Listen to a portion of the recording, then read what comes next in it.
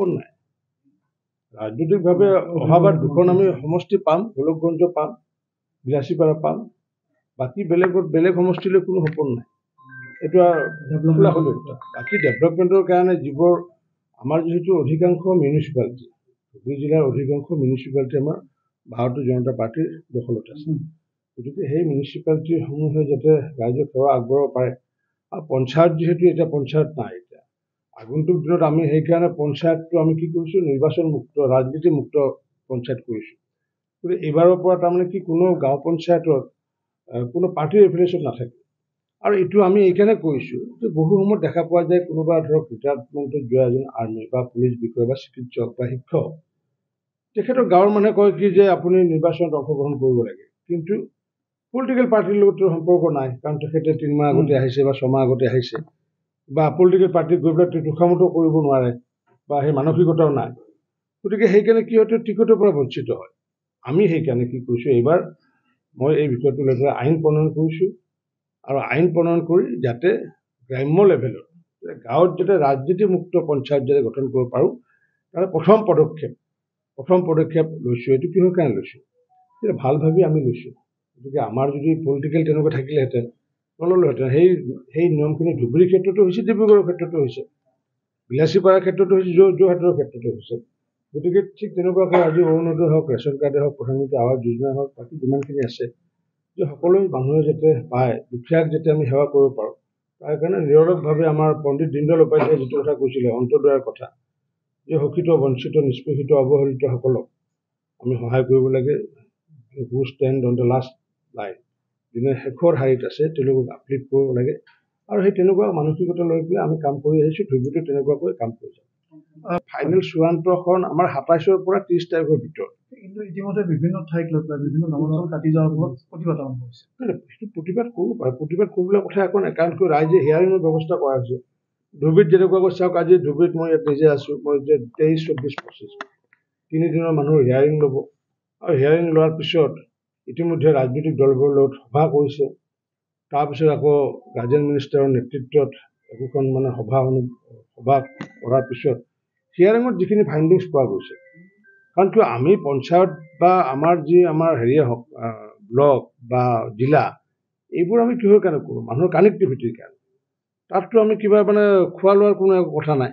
গতিকে মানুহৰ কানেক্টিভিটিৰ য'ত সুবিধা হয়, গতিকে সেইখিনি কৰাৰ ক্ষেত্ৰত আমি আগন্তুক দিনত নিশ্চিত ওপৰত ৰাইজৰ যি গ্ৰিভেঞ্চ আছে, সেইখিনি গ্ৰিভেঞ্চ আমি এড্ৰেছ কৰিম। আৰু সেই এড্ৰেছ কৰি পেলাই আমি আগন্তুক দিনত পঞ্চায়তসমূহ বা আমাৰ ব্লকসমূহ পুনৰ্গঠনৰ কাম 27ৰ পৰা 30 তাৰিখৰ ভিতৰত, কোনোবা হয়তো 27 তাৰিখ কৰিব, কোনোবা হয়তো 28তো কৰিব পাৰে, কিন্তু আমি কৈছোঁ যে 27ৰ পৰা আৰম্ভ কৰিব লাগে। আৰু 30 তাৰিখে আমাৰ যাতে সমগ্ৰ অসমৰ প্ৰতিখন জিলাত যাতে এইটো যাতে চূড়ান্ত হয়, তাৰ কাৰণে ব্যৱস্থা কৰিব দিছোঁ। আৰু 26 তাৰিখে 27 তাৰিখে গাৰ্জেন মিনিষ্টাৰসকল যিহেতু চেয়াৰমেন আৰু MLA সকল যিহেতু মেম্বাৰ, আৰু যিহেতু জিলা পৰিষদৰ মুখ্য কাৰ্যবাহী বিষয়াও থাকিব, সকলোকে লৈ পেলাই যিখন আমাৰ সমিতি বনাই দিয়া হৈছে, সেই সমিতিৰ জৰিয়তে তাত এপ্ৰুভেল দিয়া হ'ব।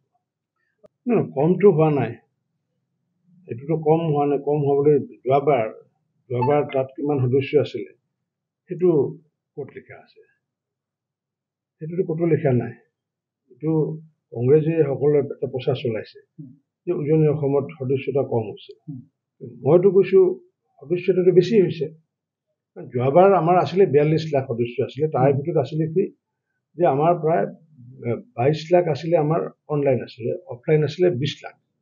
কিন্তু অফলাইনটো যিহেতু, কাৰণ কি অফলাইনটো যিহেতু অলপ সন্দেহজনক বুলি বহুতে ভাবে, যাৰ কাৰণে সেইকাৰণে আমি 42 লাখ, কিন্তু আমি অনলাইনত যিহেতু ৰেকৰ্ডটো থাকে, গতিকে অনলাইনত ৰেকৰ্ডটো থকা হিচাপে আমাৰ কিমান আছিলে, 22 লাখ আছিলে। এতিয়া ইতিমধ্যে আমি প্ৰায় 32 লাখ ইতিমধ্যে আমি ক্ৰছ কৰিলোঁ। আৰু আগন্তুক দিনত 40 লাখ, নিশ্চিত ওপৰত 40 লাখ আমি অনলাইন। আৰু এই অনলাইনৰ কাম আমাৰ 25 তাৰিখৰ শেষ হোৱাৰ পিছত আমাৰ অফলাইন হ'ব। আমাৰতো ইচ্ছা আছে যে 64 লাখ যি পৰিয়াল, 64 লাখ পৰিয়ালৰ প্ৰতিটো পৰিয়ালৰ এটাকৈ সদস্য হ'লে আমাৰ 66 লাখ হয়। গতিকে 66 লাখ হ'বনে নহয় মই নাজানো, কিন্তু 40 লাখ আমি টাৰ্গেট ৰাখিছোঁ। নিশ্চিত ওপৰত 40 লাখৰ টাৰ্গেট চুবগৈ। আৰু এইটো হেৰিয়া বুলি নহয়, এতিয়া ধৰক মই এতিয়া অৰুণাচলত ব্যস্ত আছোঁ। মই জানো যে মই যেতিয়া সমষ্টিত আহিম, সেয়া মানে বজালী সমষ্টি হওক বা ভৱানীপুৰে হওক বা যি নহওক, তেতিয়া অহাৰ পিছত তাৰ গ্যাৰেপটো ল'ব। এতিয়া মোৰ যেতিয়া হেৰি আছিল তেতিয়া 14,000 আছিলে। কোনোবা এখন কাকতত লিখিলে যে ৰঞ্জিত দাসৰ মানে সমষ্টিত 14,000, মোৰ 14,000টো নহয়, মোৰ তাতকৈ কমেই হ'ব লাগিছিল। কাৰণ কিয় কাৰ্যকৰ্তাসকলে তেতিয়া যে 14,000 কৰিছে, মইতো ভাবিছিলোঁ 4,000 হ'ব লাগিছিলে। কিন্তু কোনোবা সাংবাদিকৰ দৃষ্টিত এনেকুৱা হৈছে যে 14,000টো সমষ্টিত কম আছে। যেতিয়া মই আহি গ'লোঁ, বঙাইগাঁৱত যেতিয়া আহিলোঁ, আহি মুখ্যমন্ত্ৰী ডাঙৰীৰ লগত সভা কৰাৰ পিছত যেতিয়া মই সমষ্টিত থাকিলোঁ, সমষ্টিত থকাৰ পিছত যোৱাকালি মইতো এইবিলাক নাচাওঁ, যোৱাকালি মোক কোনোবাই ক'লে যে দাদা মানে বজালী সমষ্টিটোত এতিয়া মেম্বাৰশ্বিপ এতিয়া 34,000 হৈ গ'ল। এতিয়া মই আহি পেলাই যেতিয়া মই মেকানিজিমটো কৰিলোঁ, সকলোকে আহ্বান জনালোঁ কাৰ্যকৰ্তাসকলক, গতিকে 34,000 যোৱাকালি হৈ গ'ল। গতিকে আজি আৰু হ'ব গ'ল 23 তাৰিখ, 24, 25 তাৰিখ, এনেকুৱাকৈ প্ৰতিটো সমষ্টিতে আমি আগন্তুক দিনত 40 লাখ কৰাৰ কাৰণে আমাৰ ৰাজ্যিক সভাপতি ভৱেশ কলিতা ডাঙৰীয়া আৰু মুখ্যমন্ত্ৰী ডক্টৰ হিমন্ত বিশ্ব শৰ্মা ডাঙৰীয়া কাৰ্যকৰ্তাসকলক আহ্বান জনাইছে। আৰু সেইটোৰ আধাৰত এই প্ৰখৰ গৰমতো ভাৰতীয় জনতা পাৰ্টীৰ কাৰ্যকৰ্তাসকলে যি হাৰত কাম কৰি আছে, মইতো তেওঁলোকক মানে একেবাৰে অন্তৰেৰে ধন্যবাদ জনাইছোঁ, আশীৰ্বাদ মই জনাইছোঁ তেওঁলোকক যে তেওঁলোকৰ কষ্টৰ ফলত যিটো আজি আমি চৰকাৰ, আমাৰতো নেতাৰ কাৰণে চৰকাৰ অহা নাই, আমাৰ চৰকাৰ আহিছে কাৰ্যকৰ্তাৰ কাৰণে। ঠিক তেনেকুৱাকৈ আমাৰ সফলতা হ'ব নেতাৰ কাৰণে নহয়, কোনো ৰঞ্জিত দাসৰ কাৰণে নহয়, বা কোনো জিলা সভাপতিৰ কাৰণে মেম্বাৰশ্বিপ দায়িত্ব নহয়। এই যে তৃণমূল পৰ্যায়ত যিসকল আছে সেইসকলে হৈছে আমাৰ নমস্য ব্যক্তি, আৰু সেইসকলৰ কাৰণে আজি আমি আপোনালোকৰ সন্মুখত এড্ৰেছ কৰিব পাৰিছোঁ বা প্ৰেছ ব্ৰিফিং কৰিব পাৰিছোঁ। আপোনালোকে এই ক্ষেত্ৰত কিবা সহায় সহযোগিতা আগবঢ়াব নেকি ভৱিষ্যতত? চাওক, মই বহুদিন বিৰতিৰ মূৰত মই গাৰ্জেন মন্ত্ৰী ইয়াতে আছিলোঁ, যদিও মাজতে মই এইবোৰ বিষয়ে বহু কথা গম পোৱা নাই। সেই নিশ্চিত ৰূপত আগন্তুক দিনত ৰাইজে বিচৰা ধৰণৰ মাননীয় মুখ্যমন্ত্ৰী ডক্টৰ হিমন্ত বিশ্ব শৰ্মা ডাঙৰীয়াই হওক বা বিজেপি চৰকাৰখনেই হওক বা আমি সাংসদ বিধায়ক মন্ত্ৰীসকল, ৰাইজে যি বিচাৰিছে আমি সেইটোৱে কৰি আহিছোঁ। গতিকে আমাৰনো কি কথা আছে, আমি যে ৰাইজে যদি ভাল কথা চিন্তা কৰে আমিতো সন্মতি জনামেই নিশ্চিত ৰূপত। গতিকে মুখ্যমন্ত্ৰী ডাঙৰীয়াক এই কথাটো অৱগত কৰাম। আমি আজি আপোনাকো আমি অৱগত কৰিলোঁ তাৰমানে এই বস্তুটো যদি আপোনালোকে যদি ওপৰলৈ লৈ যায় আমাৰ কাৰণে খুব ভাল, কাৰণ শিল্পীজনক জীয়াই ৰখাৰ আমাৰ কৰ্তব্য আছে। ভাল চিন্তা কৰিছে এই কথাটো। হয়, ধন্যবাদ ছাৰ।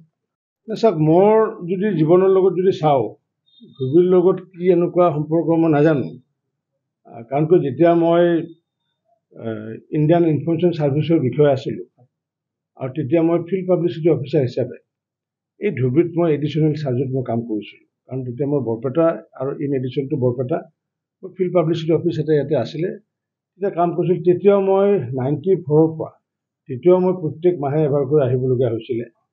পৰৱৰ্তী সময়ত যেতিয়া মই চাকৰি এৰিলোঁ 2004 চনত, আৰু তাৰপিছত মোক মানে দলে দায়িত্ব দিছিলে, ধুবুৰী জিলাৰ প্ৰভাৰ হিচাপে দায়িত্ব দিছিলে। পৰৱৰ্তী সময়ত যেতিয়া মই বিধায়ক হ'লোঁ 2011 চনৰ পিছতো দ্বিতীয় দলে মোক দায়িত্ব দিলে। তাৰপিছত আকৌ যেতিয়া মই মন্ত্ৰী হিচাপে দায়িত্ব ল'লোঁ তেতিয়া অভিভাৱক মন্ত্ৰী, আৰু এতিয়া পুনৰ আকৌ ইয়াতে অভিভাৱক মন্ত্ৰী হিচাপে দায়িত্ব দিছে। গতিকে ধুবুৰীৰ লগত হয়তো মোৰ এটা পৰম সৌভাগ্য যে কিবা এটা হয়তো আগৰ পূৰ্ব জীৱনৰ কিবা হয়তো এটা সম্পৰ্ক আছিলে, নহ'লে কাৰণ ইমান বছৰ ভাৰতীয় জনতা পাৰ্টি বুলি নহয়, কোনো পলিটিকেল পাৰ্টিৰ কোনো ব্যক্তি ধুবুৰীৰ লগত ইমান সময় দিয়া যদি ব্যক্তি আছে সেইটো ময়ে, ৰঞ্জিত দাসে। It may be BJP, may be Congress বা UDF যিয়ে নহওক, মানে বেলেগৰ পৰা আহি পেলাই, বেলেগ অন্য জিলাৰ পৰা আহি পেলাই যদি কোনোবা ধুবুৰীত ইমান বছৰ মানে চৰকাৰী চাকৰি সূত্ৰে, ৰাজনীতিৰ সূত্ৰে বা চৰকাৰ সূত্ৰে সেইটো যদি ব্যক্তি, সেইটো ময়ে ব্যক্তি। হয়তো কিবা এটা আগৰ পূৰ্ব জন্মত কিবা এটা আছিল হয়তো। গতিকে ধুবুৰীৰ লগত যিহেতু আগৰ পৰা এটা ভাল এটা সম্পৰ্ক এটা আছে, আগন্তুক দিনত এই অঞ্চলৰ ৰাইজৰ যি আশা আকাংক্ষা আমি পূৰ্ণ কৰিব পাৰিম। আজিৰ পৰা 2বছৰমান আগতে তেতিয়া মাননীয় মুখ্যমন্ত্ৰী ডাঙৰীয়াই প্ৰথমবাৰৰ বাবে দুৰ্গা পূজা চাবলৈ আহিছিলে, ইয়াতে ৰাতি আছিলে ইয়াতে, আৰু সেই সময়তো মই তেখেতক এটা সংগ দিছিলোঁ। গতিকে সেইকাৰণে ধুবুৰীৰ প্ৰতি আমাৰ ভাল এটা সন্মান আছে। ৰাজনৈতিকভাৱে যিয়ে নহওক সেইটো বেলেগ কথা, এইটো কিন্তু মানুহ যিহেতু ইয়াতে আছে, গতিকে ধুবুৰীৰ কাৰণে যিমানখিনি কৰিব লাগে সিমানখিনি কৰি যাওঁ।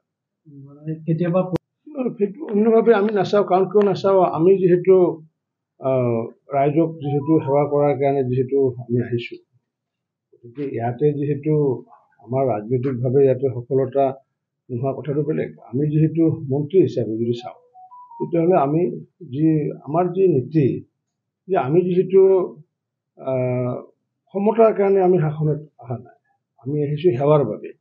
গতিকে সেই সেৱামূলক সমগ্ৰ অসম ভূখণ্ড সেই অঞ্চলটো যিয়ে নহওক সকলোৰে ক্ষেত্ৰত আমি ব্যৱস্থা কৰি আহিছোঁ। আৰু ইতিমধ্যে আমাৰ বিজেপি নেতৃত্বাধীন চৰকাৰখন সেয়া পূৰ্বৰ সৰ্বানন্দ সোণোৱাল ডাঙৰীয়া চৰকাৰে হওক বা ডক্টৰ হিমন্ত বিশ্ব শৰ্মা ডাঙৰীয়া চৰকাৰে হওক, আমি সকলোৰে প্ৰতি সমদৃষ্টি ৰাখি পেলাই, কাৰণ কিয় আজি প্ৰধানমন্ত্ৰী আৱাস যোজনাৰ যদি কথা কওঁ, আজি যদি অৰুণোদয়ৰ কথা কওঁ, আজি ৰেচন কাৰ্ডৰ যদি কথা কওঁ, গতিকে অন্য প্ৰান্তত যি পায় ইয়াতো একে পায়। সেই দৃষ্টিভংগীটো আমাৰ আছে কাৰণে গতিকে আমি ভালদৰে কাম কৰিব পৰা সাহসটো আছে আমাৰ।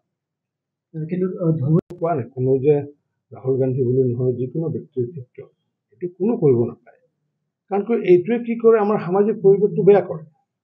কাৰণ আজি মোদী ডাঙৰীয়া প্ৰধানমন্ত্ৰী, তেখেতো দেশৰ সেৱা কৰি আছে, তেখেতৰ ওপৰত বিপৰীতে কোনো তাচ্ছিল্যমূলক মন্তব্য দিব নালাগে।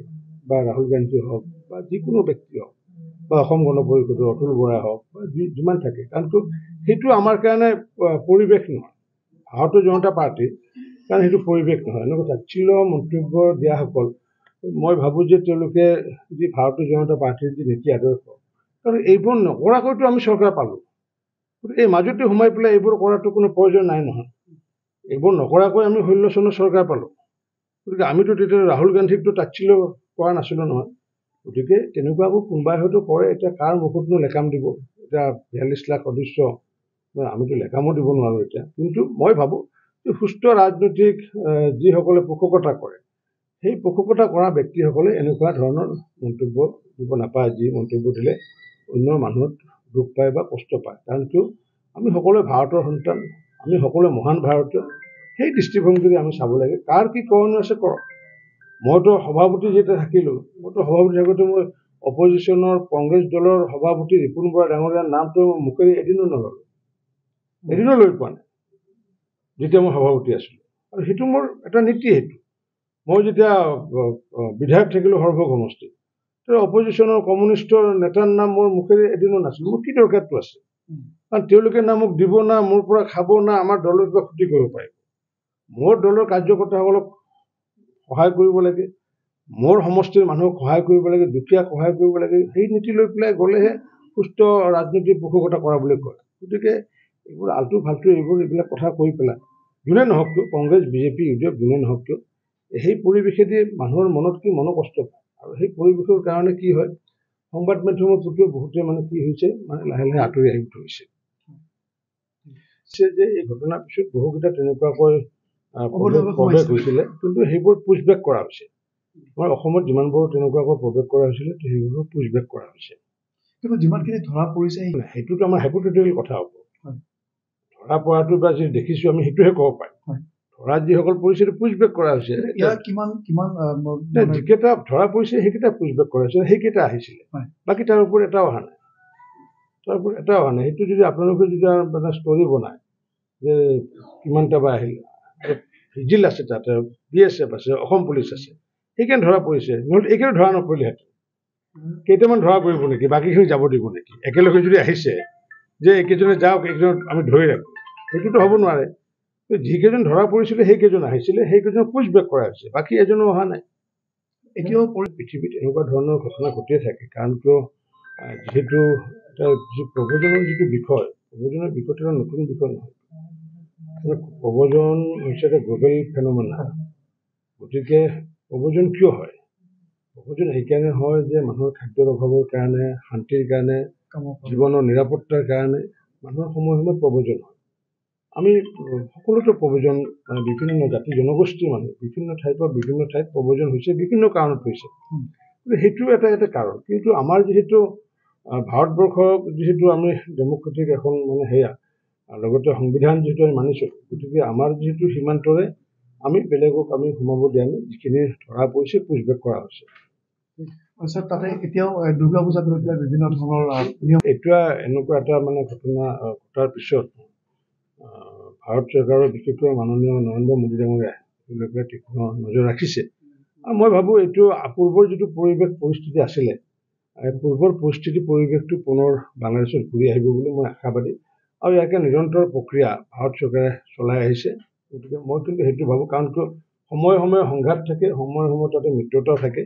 গতিকে আমাৰ যি ব্যৱস্থা আছিলে ভাৰত চৰকাৰ আৰু বাংলাদেশৰ যিটো সম্পৰ্ক, পূৰ্বৰ যিটো সম্পৰ্ক ৰাজনৈতিকভাৱে তেওঁলোকৰ এটা পৰিৱেশ হৈছে কাৰণে সেইটো বেলেগ কথা আছিল, কিন্তু ভাৰত আৰু বাংলাদেশৰ মাজত যিটো বন্ধুত্ব, সেই বন্ধুত্ব বা যিটো অৰ্থনৈতিক যিটো সম্বন্ধ, গতিকে আগৰ পূৰ্বৰ দৰে ঘূৰি আহিব বুলি মই আশাবাদী। নাই নাই, সেইটো আমি নাপাওঁ, মই নাপাওঁ বুলি কৈছোঁ। মোৰ মতে সেইটো দলে ক'ব পাৰে, মোৰ দৃষ্টিত মই নাপাওঁ সেইকেইটা। মিছা কথা ক'তো লাভ নাই। মই লোকসভাতো এই কথাষাৰ কৈছিলোঁ। লোকসভা নিৰ্বাচনৰ আগত বেয়া পাব সেইটো শুনি পেলাই, কিন্তু মইতো স্পষ্টবাদী, আৰু নিৰ্বাচনৰ সময়ত যিটো কওঁ মই এনেই নকওঁ নহয়, সেইটো তান্ত্ৰিক নহয়। মই ষ্টেটিক্সৰ ওপৰত কওঁ, মানুহৰ লিপছৰ ওপৰত কথা পাতি কওঁ, মানুহৰ ওপৰৰ লগত যিটো আলাপ আলোচনা কৰি কওঁ। গতিকে যিটো বাস্তৱ সেইটো সঁচা। মিউনিচিপালিটি যিমান কেইখন আছে সেইখন পুনৰ থাকিব। পঞ্চায়তটো এতিয়া নাই। এতিয়া পঞ্চায়তত মানে পূৰ্বৰ যিমানখিনি আছিলে তাতকৈ এইবাৰ ভাল হ'ব। পূৰ্বত যিমান পঞ্চায়ত আছিলে ধুবুৰী জিলাত তাতকৈ নিশ্চিত ওপৰত ভাল হ'ব। কিন্তু তেওঁলোকৰ আচলতে মানে তেওঁলোকৰ সততা নাই, তেওঁলোকে ভাল কাম কৰাহে নাই। আমি কৈছোঁ কি যে পঞ্চায়তৰ আমি প্ৰতীক চিহ্ন লৈ পেলাই খেলিম, আৰু এপি খেলিম, আমি জিলা পৰিষদ খেলিম, প্ৰতীক চিহ্ন আমি নেখেলোঁ বুলি ক'ত কৈছোঁ? আমি কৈছোঁ যে গ্ৰাম্য অঞ্চলত আমি ৰাজনীতি কৰাটো অনুচিত, যে ৰাজনীতি মুক্ত পঞ্চায়ত গঠন কৰিবলৈ বিচাৰিছোঁ। এইটো কিমান এটা সততাৰে কাম কৰিছোঁ, আৰু সেই ষ্টেণ্ডটো আছে কাৰণে কৰিছোঁ। মাননীয় মুখ্যমন্ত্ৰী ডাঙৰীয়া হওক বা মই পঞ্চায়ত মন্ত্ৰী হিচাপে আমাৰ ষ্টেণ্ডটো আছে কাৰণে কৰিছোঁ। কিয় কৰিছোঁ? যে এই যে গাঁও পঞ্চায়তত তাৰে 10টাকৈ ৱাৰ্ড থাকিব, তাৰে ৰাইজে কাক বিচাৰে? আৰে বিজেপি, এজিপি, কংগ্ৰেছ, UDF কিয় ডিচিশ্যন ল'ব? গাঁৱৰ ৰাইজক এৰি দিব লাগে। গতিকে আমিতো ভালহে কৰিছোঁ। আৰু তোমালোকে বিজেপি, এজিপি, কংগ্ৰেছ, UDF কিবা কৰা, তোমালোকে আঞ্চলিক পঞ্চায়তত কৰা, জিলা পৰিষদত কৰা, নহয় জানো? গতিকে সেইকাৰণে খণ্ড খণ্ড হেৰিয়াসমূহ ক্ষুদ্ৰ ক্ষুদ্ৰ যিবোৰ নিৰ্বাচন, সেই নিৰ্বাচন পলিটিকেল পাৰ্টিৰ যিটো এফিলিয়েশ্যনটো নাথাকিলে সৰ্বসাধাৰণ ৰাইজে ভাল পায়, আৰু সেইকাৰণে ভালো পাইছে। এইটো লৈ পেলাই ক'ৰবাত বিৰূপ প্ৰতিক্ৰিয়া হৈছে নেকি? এইটো লৈ কোনো বিৰূপ প্ৰতিক্ৰিয়া হোৱা নাই। গাঁৱৰ মানুহেতো ভালে পাইছে, ভাল কৰিছে। যাতে কোৱালিফাইড যাতে আহক। নহ'লে কাৰণ কিয় কোনোবা ভাল মানুহ, তেওঁ সমাজৰ কাম কৰা মানুহ, তেওঁৰ বেচেৰা মানে UDF, কংগ্ৰেছ, বিজেপি, এজিপিৰ লগত চিনাকি নাই কাৰণে তেওঁ টিকটটো নাপায়। কিন্তু গাঁৱৰ মানুহৰ মনৰ ইচ্ছা আছিলে। তাৰপিছত কোনোবা এটা বদমাছ মানুহ এটা জিকি আহে মানুহটোৰ মনতো কষ্ট পায় এইটো। গতিকে সেইকাৰণে ভালে বেয়া সকলোৱে জিকি আহে, কিন্তু আমি বিচাৰিছোঁ এইবাৰ যে গাঁৱৰ মানুহে ভাল পোৱা মানুহ জিকি আহক।